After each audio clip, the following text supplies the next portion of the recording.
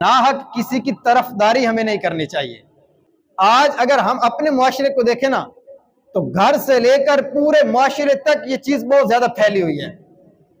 छोटी छोटी बातों के ऊपर लोग नाहक एक दूसरे की तरफदारी करते हैं। मिसाल के तौर पर हमारा कोई अजीज है, हमारा रिश्तेदार है, हमारा भाई है, हमारा दोस्त है, अब वो बाज़ औक़ात जुल्म कर रहा होता है, नाहक होता है, लेकिन उसकी दोस्ती की वजह से, रिश्तेदारी की वजह से लोग उनके साथ खड़े हो जाते हैं और उनकी वजह से फिर अदालतों में जाकर झूठी गवाहियां भी दे रहे होते हैं, उनकी वजह से झूठ भी बोल रहे होते हैं, रिश्वतें भी दे रहे होते हैं। ये सारे काम वो क्यों कर रहे होते हैं? अपनी रिश्तेदारी की खातिर, अपनी दोस्ती की खातिर या चंद पैसों की खातिर। दूसरी मिसाल उलमा ने यहां पर लिखी है। मिसाल के तौर पर दो पार्टनर हैं, मिलकर कारोबार कर रहे हैं। अब उनमें से एक जो है वो सूद का लेन देन कर रहा है, दूसरा खामोश है।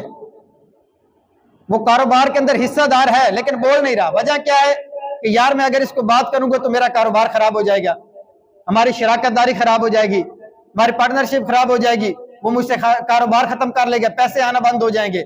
इस वजह से लोग जो है वो नाहक उसके सूद की वजह से जो है वो खामोश होकर कारोबार चलाते रहते हैं।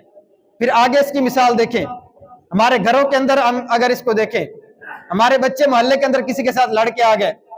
अब बाज़ औक़ात हमें पता होता है कि ये गलत काम करके आ रहे हैं, लेकिन लोग जो है वो अपने बच्चों की मोहब्बत की वजह से उनकी तरफ खड़े हो जाते हैं। यार नहीं, मेरे बच्चे को तो कसूर ही नहीं है, इसने तो कभी किसी को कुछ कहा ही नहीं है, भले वो किसी को मार के आया, गालियां देकर आया, वो अपने बच्चे का कसूर ही नहीं बनाते। फरमाया इस तरह हम अगर देखें तो हमारे मुआशरे के अंदर, हमारे घर के अंदर इस तरह की सैकड़ों मिसालें हमें मिल सकती हैं कि लोग नाहक तरफदारी करते हैं, जिसकी वजह से फिर आगे उनको कई गुनाहों के अंदर मजीद मुब्तला होना पड़ता है। जो शरीयत के किसी हुक्म की खिलाफ वर्जी कर रहा है, उसका किसी बात के अंदर भी हमने साथ नहीं देना। झूठी बात बोलने की बजाय बंदा साइड पर हो जाए, खामोशी इख्तियार कर ले, ये इसका बेहतरीन हल है। वगरना हमारे ऊपर बोलना बाज़ औक़ात जरूरी नहीं होता।